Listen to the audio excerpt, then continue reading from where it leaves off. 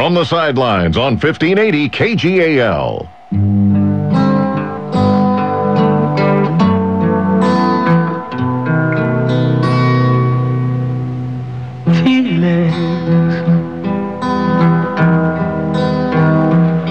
Nothing more than feeling.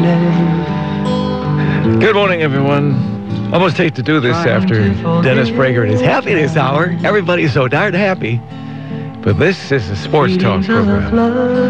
This has been pointed out many times on this program from the sidelines. A good Friday morning, I'm Radio Ray. There's a lot of sadness when you follow sports, regardless of what Dennis Prager says.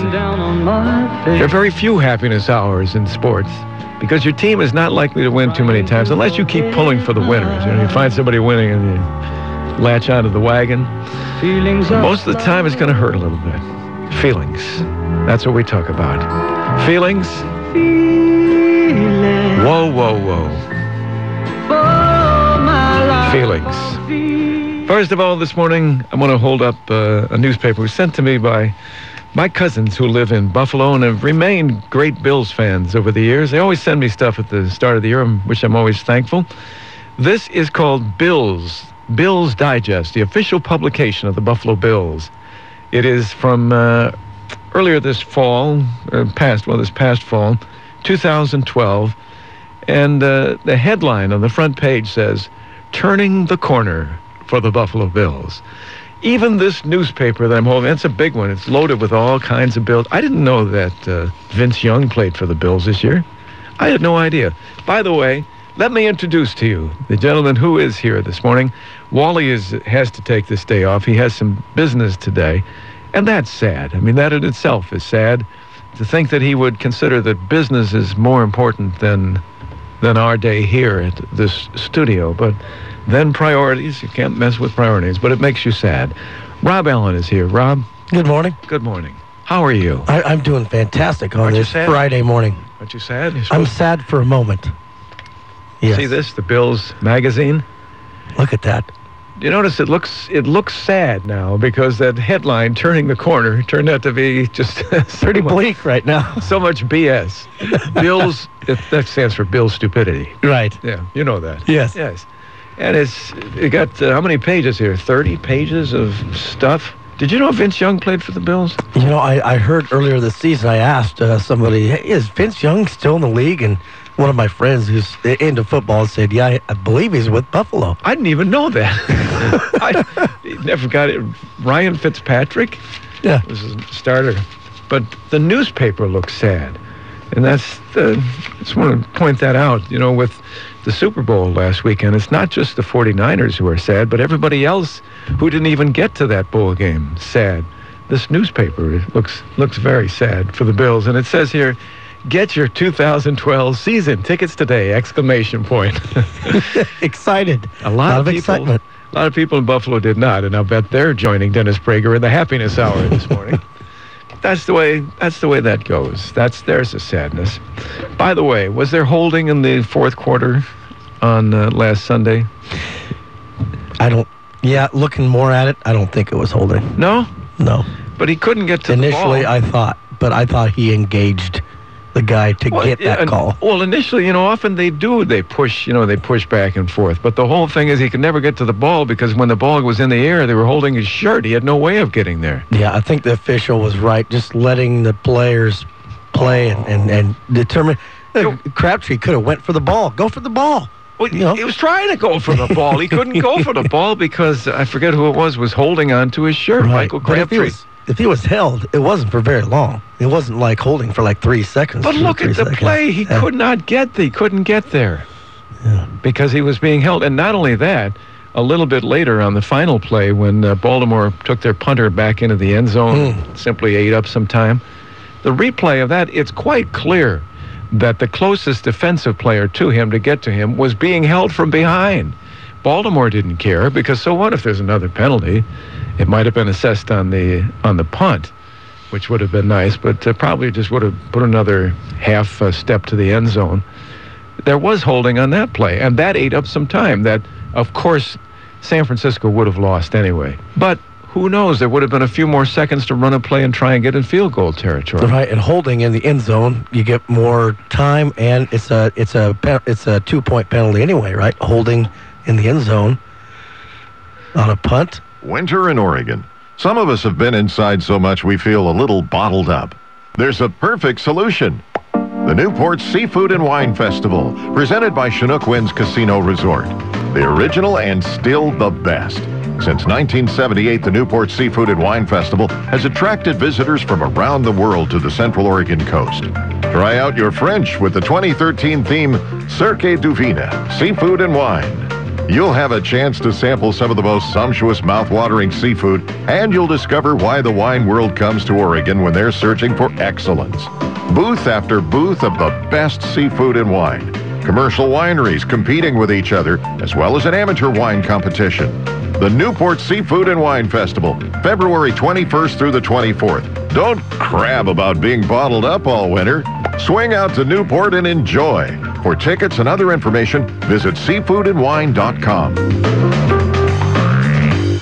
So, what do you think of Crabtree Auto Repair in Albany? Crabtree has been working on my 88 Chevy truck since the mid-90s, and they've made her purr like she just came off the showroom floor. I see no reason that my truck shouldn't see 200,000 miles plus thanks to Crabtree. I've been a customer for over 10 years, and whether it's a scheduled maintenance or an emergency, Crabtree Auto has always been there for my family and me. Check them out online and see some of those recommendations for yourself at CrabtreeAutorepair.com. AAA approved Crabtree Automotive on Hill Street, just south of 9th in Albany. The beautiful Oregon coast and the Inn at Spanish Head Resort Hotel in Lincoln City. The best combination for romance you'll ever find. All the rooms are oceanfront with floor-to-ceiling windows. So snuggle up with someone you love and watch the glorious world go by, or enjoy a romantic dinner for two at the Penthouse Restaurant and Bar, Fathoms.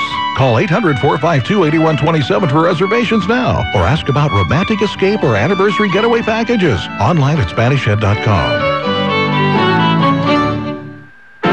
Wild Hair on Main Street in Lebanon presents the Wild Hair Players. I'm a long hair, I've got bad hair in my eye hair. I need help. Oh yeah? I need a manicure and then a pedicure, and then I'll top it off with a wax. Ouch! Hey, look over there. What does that sign say? Why, it says wild hair. Wild hair? It's just what we need. Yeah! Wild hair, nail and foot care. You mean reflexology? Yes, I do. Wild hair, hair and nail care for guys and for gals. And kids, too. Wild Hair at 1820 Main Street in Lebanon. A full-service salon open 6 days a week. Stop by or call for an appointment. 258-2234. 258-2234. Wild hair. Laugh, cry, or get scared spitless with When Radio Was. Weeknights at 10 on 1580 KGAL. Feelings, sad feelings. Why does the computer do that? It doesn't do it Monday through Thursday. On Fridays, understand that we're in our downtown Albany studios. Anytime you're in the area, free to stop in here at 14th and Waverly. We're in the back part of the building, Silver Falls Dermatology Building, formerly the old library here in Albany. We're in the back part looking towards the Regal Cinemas across the way. If you'd like to stop in, feel free to do so. And explain to us why it is that the computer the last few weeks, I think this third week in succession, has chosen just to cut in anytime it wishes. That's back in our main studio. We don't control that here. I can control it by hitting a little button over here that calls for the break. But if the computer back in the studio wants to quit, that's what it does. And that's sad. We're just talking about feelings, those sad feelings. Holding. I know the 49ers should have scored anyway. I was just surprised that they couldn't do something more electric, something more original on those first three plays to get them into the end zone. And they did not. So probably pass might have been incomplete anyhow. But I still think there was holding on Michael Crabtree. And I don't see how you ignored that at the end of the game. Well, it's the end of the game. Let him play. Let him play? What the heck kind of an explanation is that? I mean, either it was holding or it was not holding. That's fine with me when I say no because they were both pushing at the start. But to say, let them play, what nonsense is that? Let them play. Good grief. I mean, the whole game is on the line. Well, so he was, what is the guy from Baltimore? Did he have a bet on the Ravens? That kind of comment just frosts me. That's sad. I won't deny there was contact. I mean, it wasn't like he just brushed up against him. There was definitely a hold for, it seemed like a split second. It was very quick. To me, it didn't seem like it was a long period of time. I thought he had the back of his shirt. I mean, that's enough. He's not going anywhere. Yeah. The only reason he couldn't get around him and go anywhere is because there was holding on the play. It wasn't just that he was in front of him. In fact, he was alongside of Michael Crabtree. But that said, I am disappointed the 49ers couldn't score on the first 3 plays, and maybe the pass would have been incomplete, but Crabtree was not that far away, and those said, well, the ball was uncatchable. That's crazy, too. You can't say it was uncatchable. He could never get started to get to the ball. So those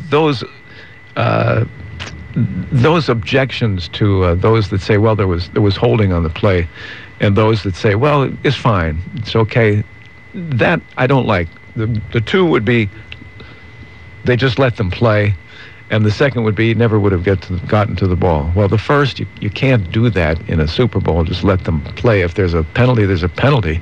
And the second, he couldn't have gotten to the ball. The only reason he didn't come any closer is that he was held long enough. Yeah, that was a huge non-call. That would have put the ball at the inside the 1, first and goal all over again. And how about the ensuing play that I was talking about on the punt? There definitely was holding. When they showed the replay of that, nobody referred to it on the network, but you could clearly see that one of the linemen for San Francisco was being held and couldn't get to the end zone, and therefore several more seconds ran off while their punter just stood in the corner of the end zone. You wondered, where are the 49ers?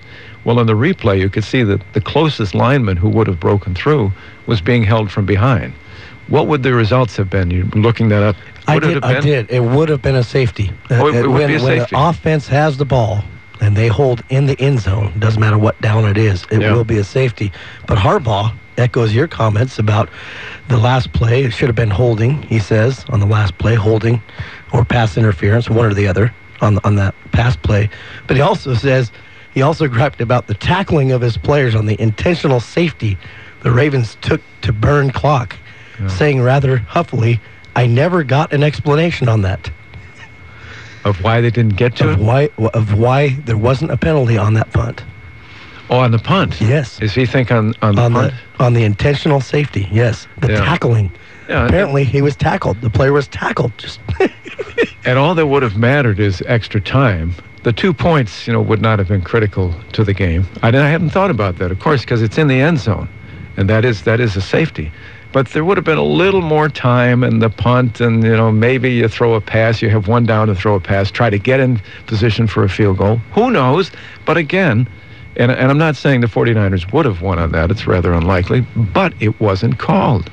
It's the integrity of the rules. That's what Ray's getting at. Integrity. Integrity. And I'm getting at sadness, feelings of sadness that just doesn't. They should call these plays. Where is it? There you are. Here we go.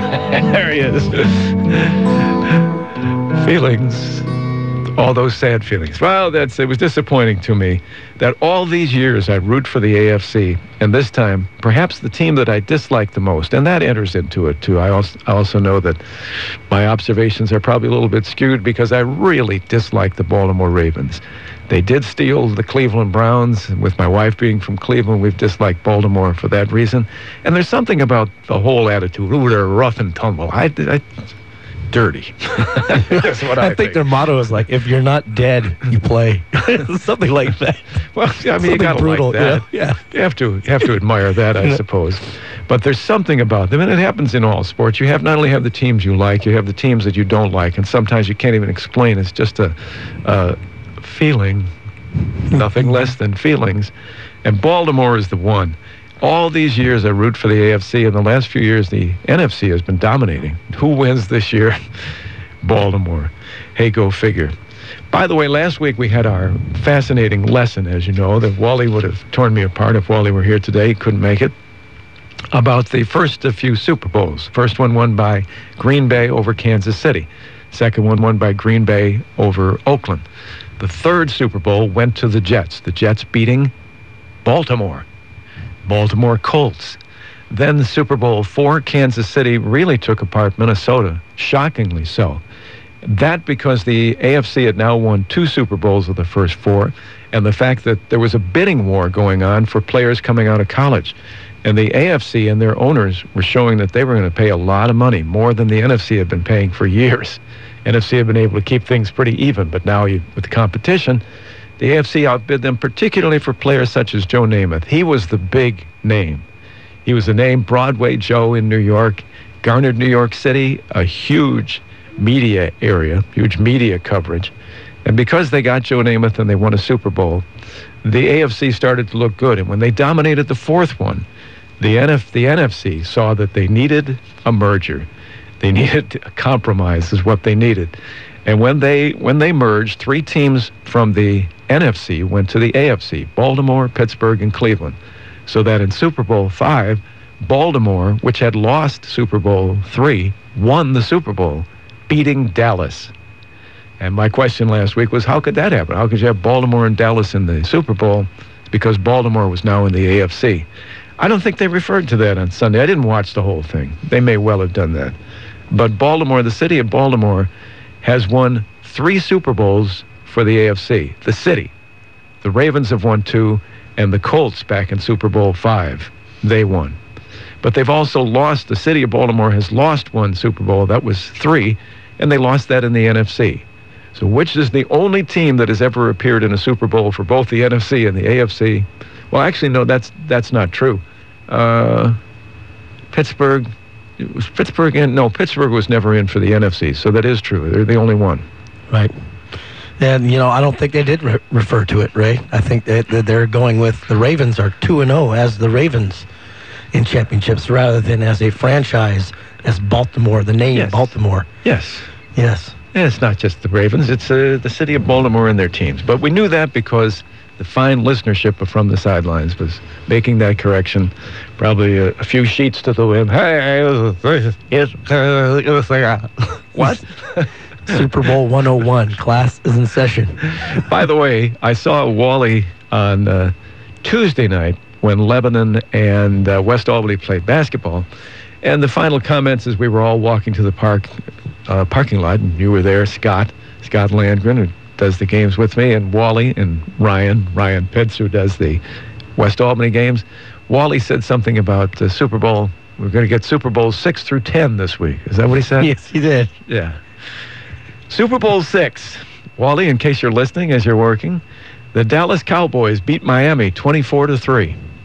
But Super Bowl 7 was won by Miami over Washington 14-7. Super Bowl 8 went to Miami 24-7 over the Vikings. So Miami had appeared in 3 straight Super Bowls. That's pretty good. I remember the perfect season. 1972 was the perfect season. That was, let's see, which year would... That would be 1972, they lost the Super Bowl.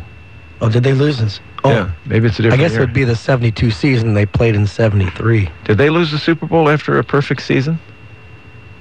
They won in 1973, so it was the 72 season, but they played the game in 73. Okay, I see. So, yeah.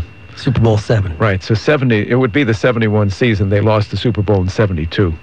But 73, they won. They won in 74. 3 straight Super Bowls, only exceeded by one other team that went to 4 straight Super Bowls. Let me get my paper out, see if they're smiling. There you are. See if the players on the cover are smiling now. And the Bills. Is that O.J. Simpson? On the Bills Digest. No, it's not O.J. O.J. has not appeared on the Bills Digest for a number of years. Yeah. His picture has gone from billboards in the city and restaurants. Where never to be seen again. They often have photographs of people who've gone to restaurants. Those are gone. Those are gone. They don't want no affiliation. Disappeared. Super Bowl 9, it was 1975. The Pittsburgh Steelers, representing the AFC, beat Minnesota. Minnesota has had a tough time in Super Bowls. Super Bowl 10, the Pittsburgh Steelers beat the Dallas Cowboys. So you have the AFC losing 6, but winning 7, 8, 9, 10, and let's see, 11 goes to the Oakland Raiders. Oh, yeah. So you can see early on how the NFC was really upset that the AFC was now shining. Finally, in Super Bowl 12, Dallas beat Denver. your team, 27-10, and then they started doing better. So there you are on the lesson of that one. Out of the first 10, the AFC, after losing the first 2, and everybody thought, oh, they're never going to, equal the NFC. Next 8 years, they did quite well. Wow. So good lesson. Good lesson. Yes, that's that lesson. Thank you. Now, there was holding on the 4th down. Don't tell me let them play. Don't say that to me. Wasn't it disappointing that Harbaugh, as imaginative, as innovative as he is, could not come up with something better on those first plays, 7 yards from the end zone? Yeah, it was. I was at a Super Bowl party. It was a small group of people, 2 huge 49er fans, father and son. First half was very bleak for them, and they actually were so superstitious they stood for the second half. They sat the first half. They stood for the second half, same spot, and they started to come back, after the power outage, after everything, and their hopes just dashed at the end. Oh, and Dean, my good friend, he's the son, he said, why did they not run Frank Gore? Why did not? He's one of the best running backs. Just run him. Nobody can stop him for 3 plays in a row. And I was wondering the same thing. There were 4 pass plays right in a row. I think they were daring them to throw. I think so. Everybody was in the box. Back in the box. I think so, too. What they were doing in a box, they should have been out on the field. Right. But apparently, they said they had everybody in some box somewhere. And apparently, the 49ers were looking at the box, and they got scared. But Dean's luck got worse. He took the day off intentionally from work. I work with him at Lowe's. And I was told by his wife at work that Monday his hat, he said his 49er hat out on the patio, it got stolen. So it just got worse after that loss. 49ers' first loss, and his hat gets stolen. Where's the feelings? Where's feelings? This is out to you, Dean.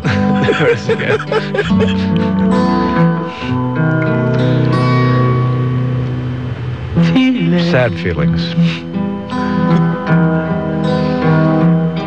Nothing more than feelings. You wish you could sing that line a little bit faster, We're out of time now for the program today. Right. Morris Albert was his name. In the phone book, his name is Albert Morris. Really? Yes. Well, it would be backwards. He is one of those people that I call a phone book person, and that is, they like their name, Morris Albert. What a fine name. But then he sees his name one day in the phone book, Albert Morris. That sounds better. Yeah, that's better. He likes it. Weldon Gregg. You remember yes. or Walt, what was his name? Walden? Used to work here? Yeah. Remember him? When he looked in the phone book, he saw his name was Greg Walden. Yes. Or whatever it was. And he felt better, looking in the phone book. So this affected him for his whole life. This is why he became such a serious newsman, because he had a somber side to him, because he could never get that phone book name. He liked it better. Same thing for Morris Albert. That's why that song is so sad and slow. Yeah. Yeah, my name wouldn't work. I know your name definitely wouldn't work. Well, Alan Robert. Pitts Ray. Well, that it can't be. The name sounds awful the way it is, but there's no changing it. So where were we? Oh, we were at sad things today. Well, let's leave football behind. It's too bad for the 49ers. Oh, I did want one more question that I wanted to ask our panel today, since you're our panel. Joe Flacco, after the game, he's the lead quarterback because he won the Super Bowl. Oh, nonsense. How do we get into this in the last few years? That's always the analysis. He's in there with Eli Manning and Peyton Manning because they won a Super Bowl. He's very good. Well, what's this whole thing about an elite quarterback? Would Kaepernick have been an elite quarterback if he had completed that last pass? Does he suddenly come from an elite quarterback instead of the young quarterback who made a mistake? He threw that interception in, was it the first half? By the way, I think the downfall of the 49ers starts with LaMichael James' fumble. You Oregon people. As we said at our house, Quiz Rogers would have held out of that ball. That's right. That's right. Amen, brother. Anybody make that comment at your party? The Beaver fans? Actually, no. Yeah, Dean's not a Beaver fan. Well, I think he's a Beaver fan, but he did say, "Oh man, that's a huge one right there." And then, like a few plays later, Ed Dixon, a former Oregon player, made a jumbling catch for Baltimore. So it's kind of like the opposites, Oh, yeah. One duck fumbling, one duck catching. That fumble was a key, though. They were on their way. They were moving. Yeah. First time in the first half, and that stopped them. And then Kaepernick threw an interception, and the whole thing kind of fell apart there. But LaMichael often had that problem with the Ducks, just like DeAnthony. You know, they run. But you could see when he was being tackled, he should have had both hands in that ball, and he did not. But we won't blame the Ducks. Won't embellish for the 49ers loss. Quarterbacks, though, the elite quarterbacks, if Kaepernick had completed that final pass, in other words, if they had called the holding and they'd had another play, would that suddenly make him an elite quarterback? I don't think so. No. But why not? He won the Super Bowl. He came on, magnificent finish for the 49ers, greatest comeback ever in Super Bowl history. If they had won it, why wouldn't that one pass have made him an elite quarterback? Boy, you know, it's tough. I mean, we talked about this a few weeks ago. What is an elite quarterback in the NFL? Is it all about the numbers, you know, the individual statistics, or is it about your team and leading your team to Super Bowls? And it's tough because, you know, we mentioned Jim Kelly. You know, led the Super Bowls to. Let me look at my Bills Digest. Oh, look at that! Look at that! The players are in pain on the cover now. Jim Kelly, you're talking about. Yeah. Not Chip Kelly. Yeah. Jim Kelly. Yeah. And he had great numbers, and it was unfortunate. And I consider him an elite quarterback just because of his consistency and being a great leader. But Thank you. But it depends on everybody's perspective of what's the formula. Is there really a formula? I don't think there is. But one play, one game, no. But you got to look at the overall body of work through time. For the comments on Kelly, I would like to thank you. You wonderfully insightful individual that you are. Kaepernick on Sunday. If you look at Flacco and Kaepernick, now Flacco threw the 3 touchdowns, but those people were open. The 49er pass defense was vulnerable again, just the way they'd been in the first half against Atlanta. They were being thrown, you know, they were being torn apart by Atlanta. Same thing happened. Kaepernick, if you see some of the completions that he made, I would like to go back and watch the whole games, because occasionally he really shocked me with passes that he completed with people draped all over the 49er receivers. Yeah. I know that I was rooting for the 49ers. I've already confessed to the fact that it's not just that I was rooting against the Ravens. For whatever reason, and there are a couple, I really don't like them. Therefore, my observations about the Baltimore Ravens would be skewed. But don't you think that Kaepernick completed the more difficult passes in the game than Joe Flacco? Oh, absolutely. Would you say absolutely? Absolutely. You sure? Without re-seeing, the coverage was tighter. Without re-seeing the game, you'd say that? Yes. Yes, absolutely. Yeah. I mean, they were tough throws. I mean, he has an arm. He could throw. He could thread the needle, as they say. He could really, in a tight window. And Joe Flacco, yeah, he had easier passes. I think so. I think so. So therefore, if you crown Joe Flacco with this elite quarterback rating, what about Kaepernick in the game he played? He threw one interception, which he threw a little bit high. The ball got intercepted. But weren't his passes more difficult? Didn't he display greater quarterback capability than Joe Flacco in that game? Accuracy. I think so. And you know what? You can honestly say Kaepernick did not lose the game for the 49ers necessarily just because of that last series. He got them in the position to win the game. Their defense lost the game. Their defense, absolutely. With the points that they gave I agree. Up. And the easy open passes that they gave up in the first half. So that would be one other comment that I would make about the Super Bowl. Since he has already been crowned by the press as an elite quarterback, Joe Flacco, I say then, by necessity, you must say that Colin Kaepernick is already an elite quarterback because of the passes that he threw that day. And one other observation, it was surprising, since I really don't follow the 49ers week to week, but just sort of a general observation of the NFL. On the week in which he replaced Alex Smith, there was all that surprise. Who is he? He's out of Nevada. Why would they make this change? Because they're one of the dominant teams in the NFL. They've been winning. They've had some tough games, and there's always that little dissatisfaction with the quarterback. But why would they make this sudden change, a risky change like that?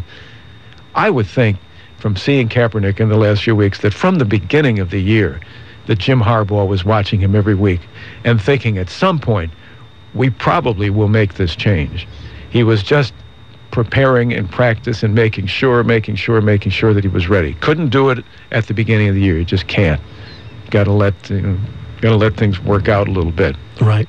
I remember watching Kaepernick his senior year at Nevada. I just flipped on the tube, and it was a late game. It was a Mountain West game. I can't remember who they were playing, but boy, his legs were just so fresh, and he was running all over and passing. And I remember thinking, boy, I don't know if that's going to work in the NFL or not, but it sure is now. I mean, he's sure looking good. I mean, the fact that he can pass, that's the great thing. For years, Michael Vick, they've been trying to get Michael Vick to be that kind of player, coaches. And Michael's got great legs, but his throwing accuracy has not been the best. But Kaepernick is the complete package. Does he have good legs? Who would you say, Beyonce or Kaepernick? Which would you choose? No, just that observation. Yeah. I think it was shocking to so many people that they would go with basically a rookie quarterback in Kaepernick and the backup.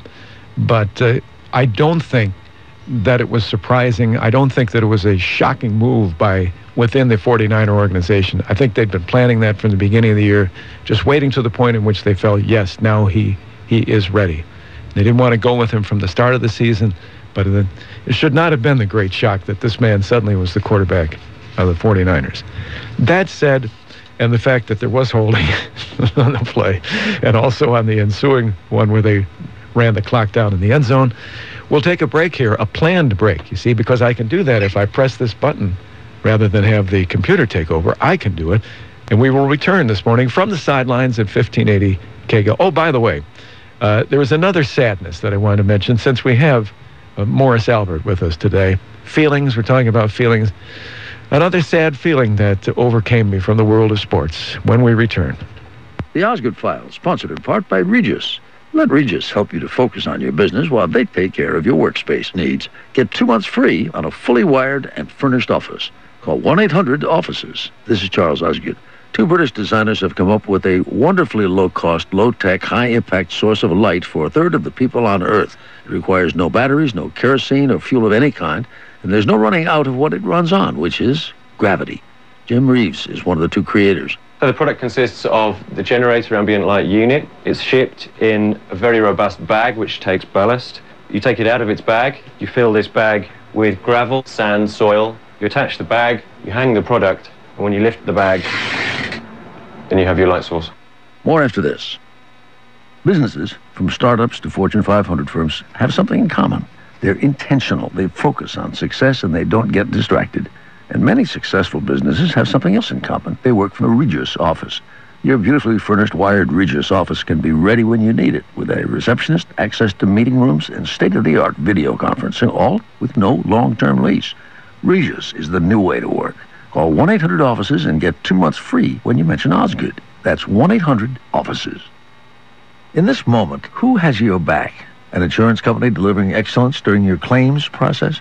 Auto Owners Insurance has been recognized as highest in customer satisfaction with the auto insurance claims experience 5 years in a row by J.D. Power and Associates. Let an Auto Owners independent insurance agent have your back, so when the unthinkable happens, you get the claim service you deserve. For J.D. Power and Associates award information, go to jdpower.com. Find your local independent agent at autoowners.com. The Gravity Light is designed to sell for around $5. Each 3-second pull on the bag produces a half hour of useful light. It's cheaper than solar technology.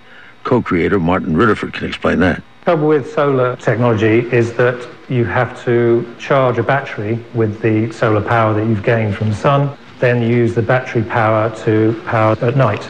So it was really important to find the cheapest way of supplying reasonable quality light to these people. To these people, the Gravity Light can be a giant leap forward. Right now, says Jim Reeves, third of the world's population is off-grid.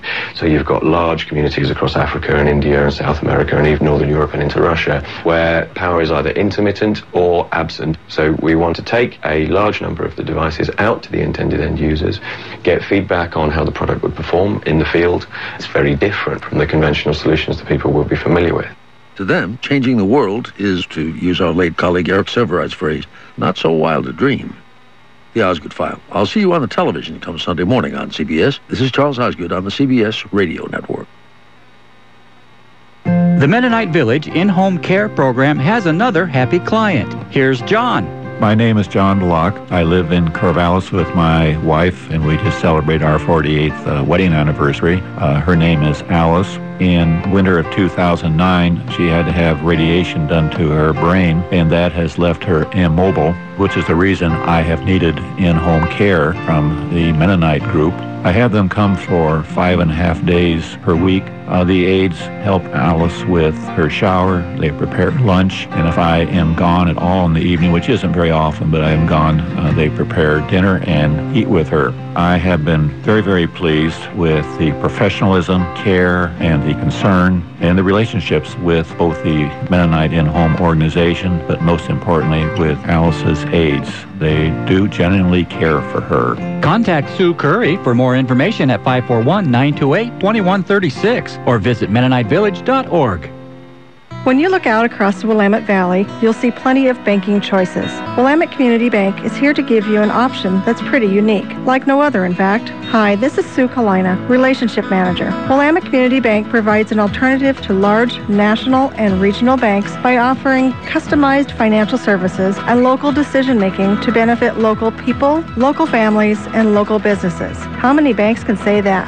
Willamette Community Bank, service like no other. Member FDIC, Equal Housing Lender.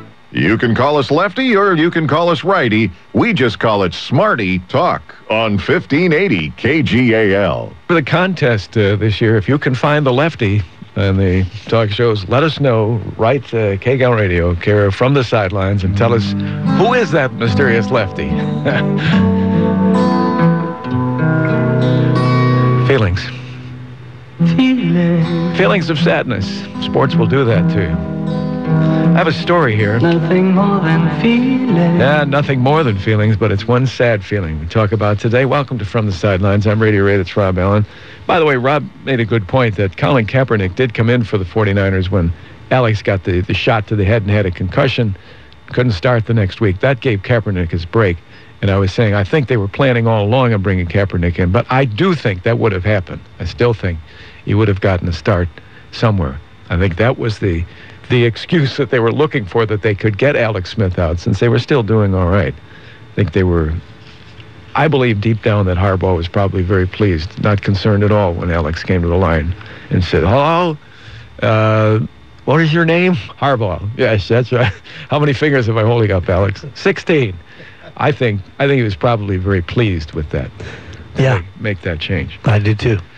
Well, there was a story in the news today that is happy news if you're a Mariner fan. There's been a lot of talk that Felix Hernandez might be traded, that he would be on the block for the Mariners because he is such a talented player, that he is someone that they could possibly load up with some really good young talent in multiple positions. And maybe that's the way they need to go now. Because even with Felix winning the games, winning the MVP or the Cy Young Award a couple of years ago, they still have been awful. So you could make the argument that they're not going to win with him. Yes, he'll, every 4 days they give him a shot, every 5 days a shot at winning, but they still lose more games than they win in the season. Sometimes lose 100 games even with him on the mound. So why not trade him and try to get multiple players, multiple positions? That's what they need. Teams like the Marlins in the National League have been really good at that. Tampa Bay, Oakland has managed to do that. Mm-hmm. But the Mariners have decided to hang on to Felix Hernandez. $175 million over, 7 years. 7 years. 7 years.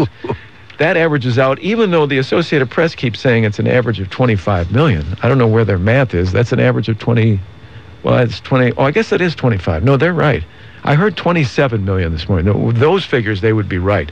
But I heard on actually ESPN this morning that it would work out to about 27 million. But I don't think we should argue 25 or $27 million. It made me sad again because as a youngster in the fine city of Buffalo, every time it would snow, we would go out and we would throw snowballs.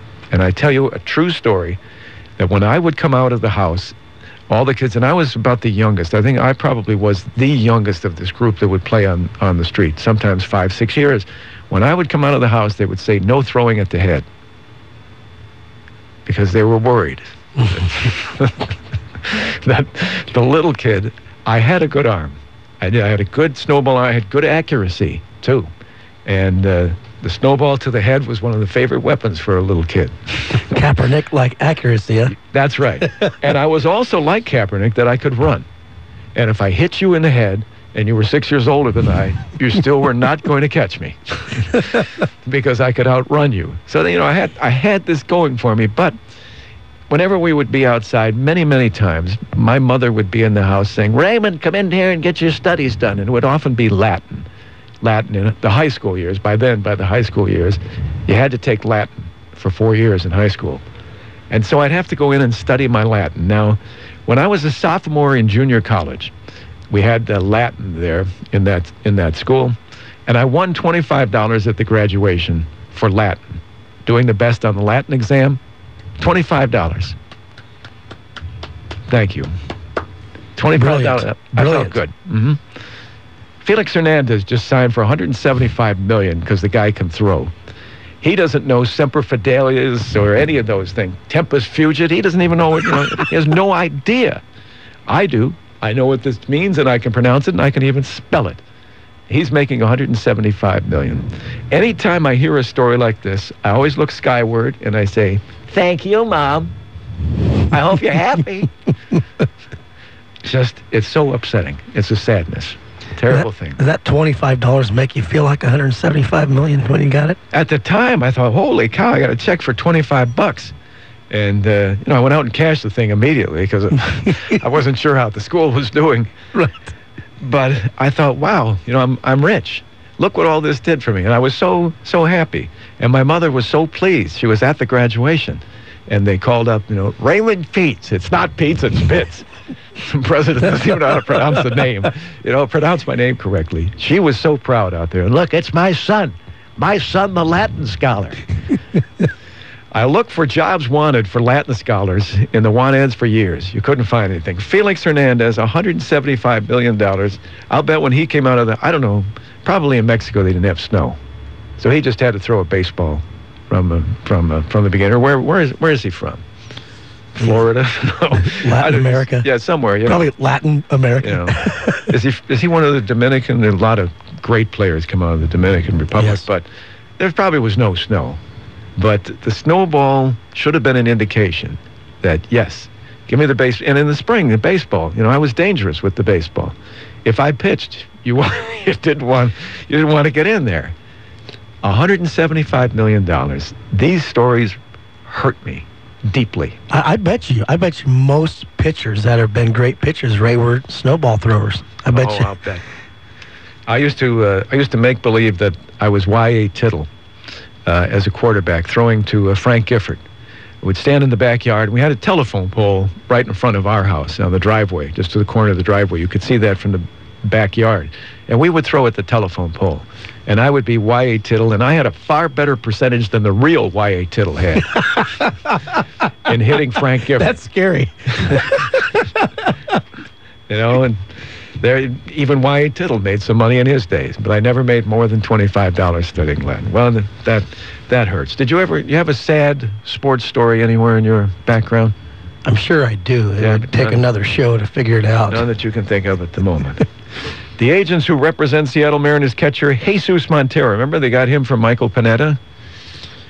No. The Mariners traded a couple of good pitchers over the last few years, deciding to break up their pitching staff a little bit, which was truly a dominant, great pitching staff, and pick up some talent. The talent never really worked out. They had to let Cliff Lee go for Justin Smoke. They talk about the steroid usage in baseball, and what a shame it is that maybe Ryan Braun, maybe MVP, maybe he used some steroids because his name is down there in that Florida deal. Yep. I'll tell you, a greater sadness is that Justin Smoke never did. I think that's a shame. Which is why his average is down, home runs are down. You want to yell at him, hey, Juice! Come on. Go ahead. Get with the program here. Try it. I mean, the flame out. I mean, the power is gone. I am surprised that they have not let Justin Smoke go on this off season. That I know, unless I missed something. Yeah. I don't think so. Up in smoke. But they got Jesus Montero from the Yankees a year ago about this time with Michael Pineda, who was a promising young pitcher who then had an arm problem last year and never did pitch for the Yankees. I don't know if he started the season. I think he was injured in spring training. I could be wrong, but he basically gone for the whole year. So the Mariners made out well there. Whether he would have hurt himself with the Mariners, another question. But Jesus Montero has been linked to that same Florida anti-aging clinic, is what they call it. Wow. But in a statement, Sam and Seth Levinson say no one at their agency had ever heard of Anthony Bosch until his name surfaced in news recently. He's an agent for Jesus Montero and Melky Cabrera. And the New York Daily News reported Wednesday that Montero is named in records from Biogenesis of America, LLC. That's that group in Florida. So maybe Jesus is juicing. The shame there, is it too bad? Is it a shame, a pox on his house? No, the shame is that he had such a lousy season for the Mariners, if indeed he was juicing. That's the sad thing in the story. Right. There is the sadness that we're talking about in sports. If I was a Mariner fan right now, I'm glad that they hung on to somebody that is a key part to their success. Look at all the... We've talked about it numerous times, but could you imagine King Felix going to... No. I don't even want to say it. The Red Sox. Or Yankees? Red Sox. Red Sox, yeah. Oh, you can imagine that. Yeah. For 15 players to be named later, probably the whole team, the best talent that they had in the minor leagues. Well, it's too bad that Jesus Montero, if he's going to go down for this, if they find somehow that he really was connected, it's a shame that he didn't hit 50 home runs in the season. Yeah, get the most out of him. Please understand out there, that's the sad part of the story, is that if he did juice, it didn't do him much good anyway. Right. Don't penalize him. At least Armstrong had the 7 titles, and Ryan Braun was an MVP, and Manny Ramirez was not pregnant, but was actually taking, the juice for another reason. At least they had their day in the sunshine, but Jesus Montero, that's sad. Sadness, that's the topic again this morning, because it is a sports talk show, and I'm telling you that most times in sports, a lot of sad things. Let's take this break and come back and finish up from the sidelines at 1580 KGAL.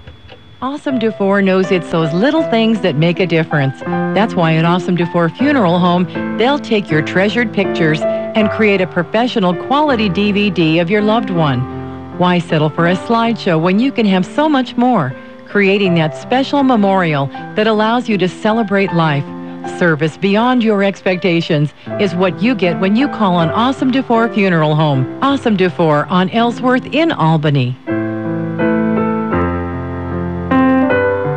Lebanon shopping, it just makes sense. Need tires? Hi, this is Don from Canega Tire Factory. From lawnmowers to tractors, cars, and trucks, we have what you need. And Canega Tire's ASE certified mechanics can help you with your brakes, shocks, struts, alignment, oil changes, and stuff you won't believe. Even propane for your barbecue and RV. Canega Tire Factory, still at the Y in Lebanon. Hi, I'm Karen, and I'm proud to work for Mega Foods. Mega Foods cares about our community. We support local vendors and community events year after year.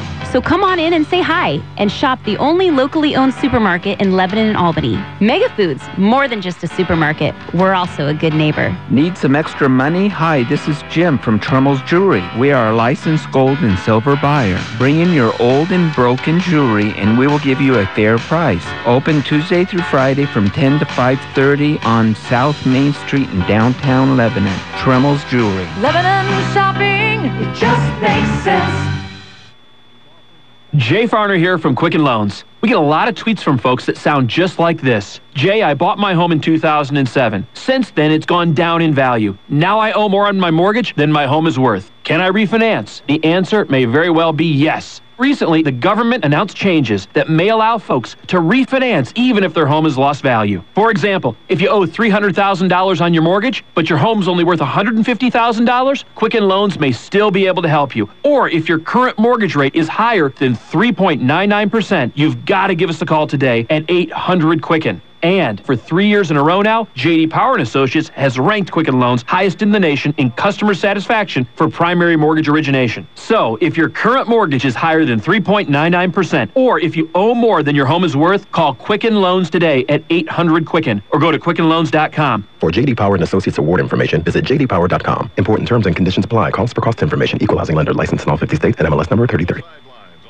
The 4th Annual Community Crab Feed and Charity Auction, sponsored by the Corvallis Knights of Columbus, will be at 5 p.m. February 16th at the Benton County Fairgrounds. Some charities that are supported by this event are Lynn Benton Food Share, the Mario Pastega House, Oregon Special Olympics, Stone Soup, and many more. Get your tickets at communitycrabfeed.com. Tickets are $35 each and sales will close February 9th. There are a limited number of seats, so visit communitycrabfeed.com and get your tickets today. From PCs to the internet, Kim Commando has the answers. Saturday mornings on News Talk 1580 KGAL. You're too slow, Morris. We don't want to go through all that. Feelings. Talking about feelings today. How do you feel about signing day? Do you think there's really significance to the ratings of these classes? Alabama was number 1 again, Florida 2, Ohio State undefeated last year, although they couldn't go to a bowl game. They're number 3. Notre Dame was like 4th. SEC had, 5 in the top 12 or something. Is that truly significant? I don't think so. I don't buy into National Signing Day as being...